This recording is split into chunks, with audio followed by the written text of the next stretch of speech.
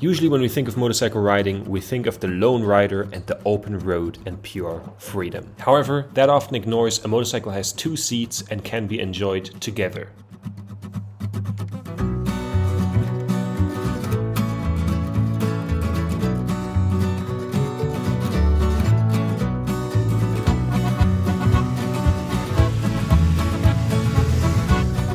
So yesterday I arrived here in Dublin, and we're today here with this beautiful bike that you've seen on the channel before because I already reviewed this bike. It's my friend's Triumph T100 Bonneville, and we're going to explore Dublin today on this beautiful machine. However, there's going to be a twist and a bit of a new perspective for me because, as you see, I'm sitting on the rear part of this bike. We are going to explore Dublin 2 up.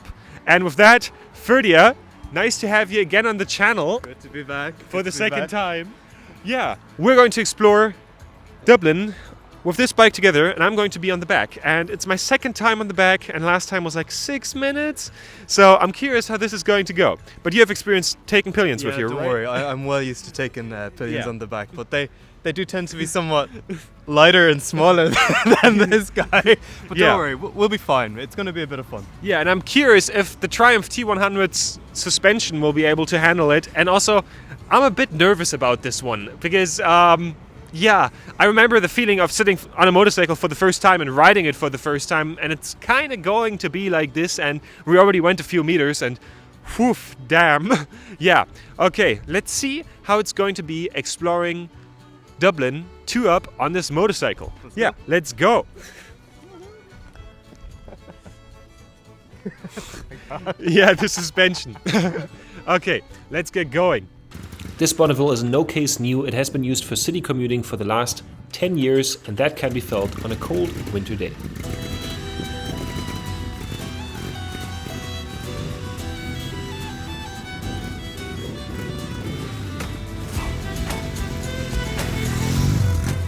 Not gonna lie, when we started going, I was a bit scared shitless, especially because I was also confronted with us instantly filtering through traffic, and in a way it felt like being on a motorbike again for the first time. I was a little bit getting something of my own medicine here though, because I remember taking my then girlfriend on the back in the big city that I was at the time, and there was a lot of lane splitting involved, and that most likely wasn't that nice looking back. It's true though, I only ever get on the back of my dad's bike when he's riding.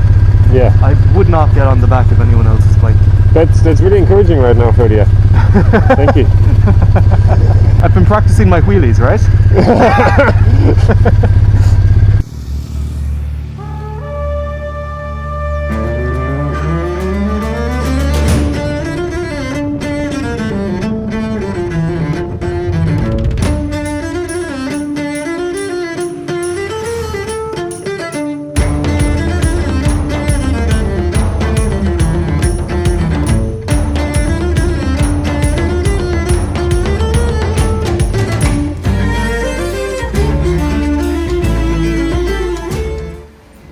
So we're now walking here through Blackrock, and Blackrock is basically at the edge of Dublin.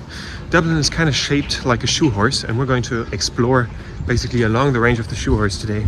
And Blackrock is kind of a bit of a posh neighborhood, but not posh, and that results in there being a lot of nice little houses with beautiful little shops. Let's get a coffee around here before continuing into Dublin. It's a really nice sweet spot between village and city. Sadly, I didn't find the vinyl record store that I saw the sign here for. However, a bunch of other stores.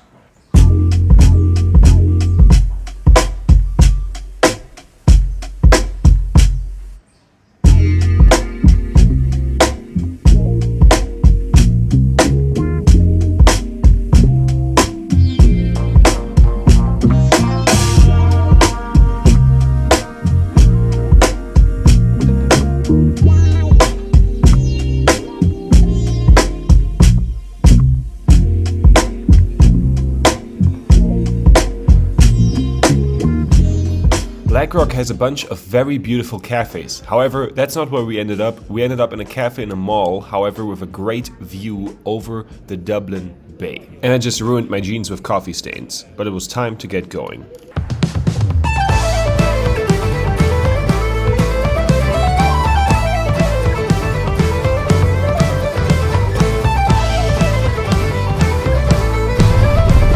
It's crazy that Dublin has like 1.5 million residents.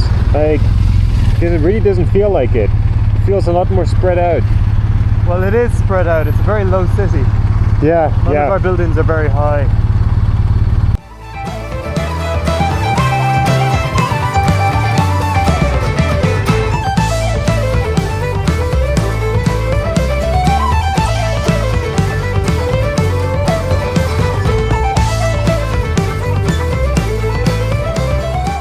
So I now made it to Temple Bar here, and I thought about getting myself a pint here. However, Ferdia told me that he's going to combust into flames because of his Irish ancestry if I do, because they're way overpriced here. And this is kind of the touristy area. We have some street music over there, and usually Dublin is known for having incredibly good street music. However, that dude over there is just shite. I don't know why. Well, guess I'm getting a pint somewhere else, but this is the touristy area of Dublin. However, at the moment it was super busy because there was some celebration about a football game going on, so we went to the vintage stores. The thing I love most at vintage stores are honestly the Hawaii shirts. However, Ferdia doesn't approve, but not gonna lie, the suit shirts most of the time have the best price to utility ratio, and the vintage stores in Dublin are still price-wise pretty alright. Another thing you can find here is high quality motorcycle gear. However, they want more than 130 euros for that on average, not just in Dublin but all over Europe, and I made a video on how you can get this gear actually for free and where stores are getting this gear from and how great it actually is. Please check out the video. It didn't get enough attention because it's really good info how to get free motorcycle gear in there. While being out on a Triumph, we found another one. I don't know how it's called, either the Speedmaster or the Americana or something. Speedmaster. Yeah, it's more the cruiser variant of... There's a new one as well. Yeah, but 2018. it doesn't seem that new, right? Is it air or water cooled? Oh, it's air cooled. Air cooled still. No, it's not. No, Oh, yeah. This is the new one. Yeah, it has a It's 1200. radiator on it. Yeah. But it looks nice. Yeah, still the fake carbs. So we continued exploring Dublin on the back of Ferdia's T100, also occasionally hopping off the bike and just looking at the city. And I gotta say, Dublin is a truly gorgeous city. However, it feels dark, but in a comforting way. It feels like walking around an old European noir movie from the 90s. It is a great experience, and even though it feels gritty, it has a weird sense of comfort about it.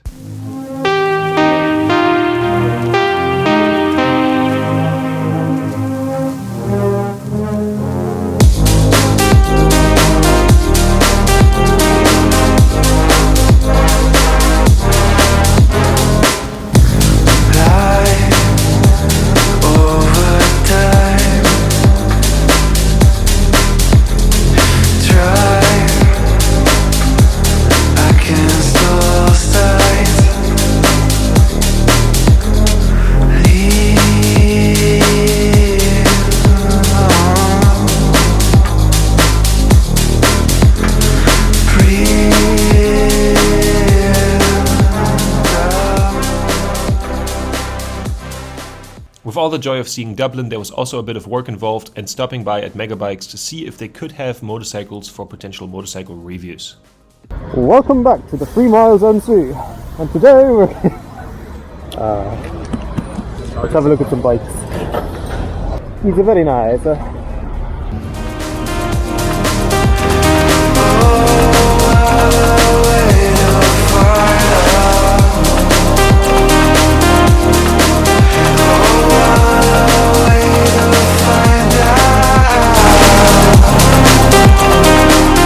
So on our little trip here through Ireland, we made it to Trinity College, which is basically the university here, and it's so beautiful just looking at all these buildings.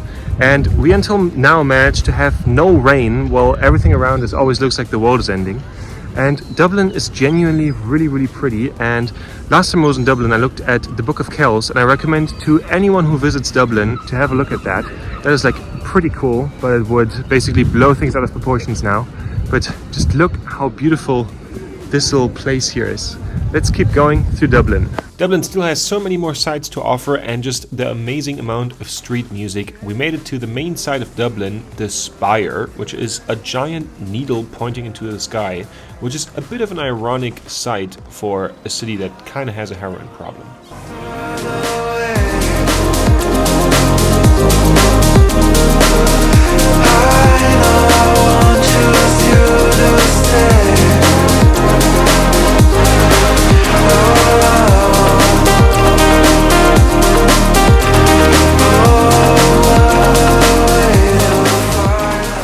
We drove out to the harbor to have a look at the ferries going in and out of the harbor while the sun was setting.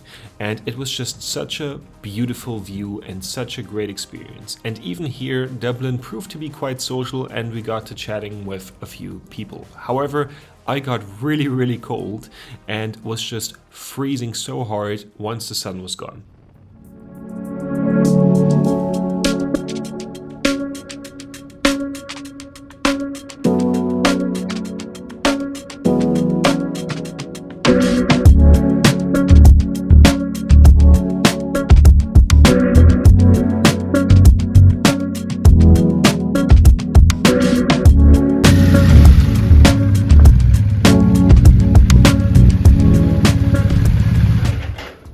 Okay, Nice. we Shall did we get it. a pint? Huh? Should we get a pint? Yeah, pint. That sounds like a plan. So, cheers. Sláinte. Sláinte. Oh yeah, sláinte. I'm sorry. So, we now are starting with our little pub crawl here. After spending the day in Dublin on the motorbike, I'm still pretty cold from being in the harbour earlier. But definitely thanks for taking me along. My pleasure. I felt somewhat safe on the back of your bike. Did you? I'm glad. But it was a wild experience being on the back of the motorcycle for once and genuinely felt like being on a motorcycle for the first time, and it made me realize again how sketchy riding a bike is. You've ridden my bike. You Yeah, took it like yeah. 2 years ago to review it. So how was it? How did it feel now being on the back of the bike as opposed to actually riding it? Honestly, a bit scary because I remembered how basically the frame was part of the suspension under my weight when I was riding the bike myself, and I did not want to know what you felt at the front with that. But I think you did it really well. I was a few times worried a bit about getting my kneecap popped by a car while you're filtering through traffic. But so far it was pretty fine. Yeah, but I think it takes a lot of trust to get on the back of someone else's motorcycle. For sure. And it was now fine because we were going through the city, but like on cross-country roads going speeds exceeding like 50 miles or something, I don't know if I would be comfortable with that. How was it for you to have someone on the back of the bike? Well, it's not just someone; it's a rather large person. Yeah. You know, when you have someone on the back of the bike, pretty much every action is just a little bit heavier and more exaggerated and slowed.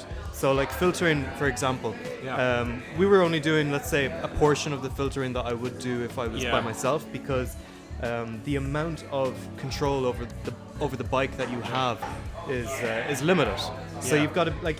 If you've got a gap between cars here, you can't just nip into it like you would if you were solo. You've got to do it a little bit in advance because the bike takes time to whoop over there and then time to steady out again. But it was good seeing the other side of it for a bit, and also in such a beautiful city as Dublin. I really enjoyed seeing Dublin. Like, you have quite a nice place to stay here, I gotta say. Yeah, next time we're getting out of the city though. Yeah, next time. On 2 bikes, right? Yeah, on 2 bikes. Next time I'm bringing my bike. Yeah. If you enjoyed this, definitely like and subscribe, and also check out Ferdia's channel, Unordinary World. It's going to be a collab post, so you'll find it down there. And see you guys in the next one, and we're going to now enjoy our pub crawl.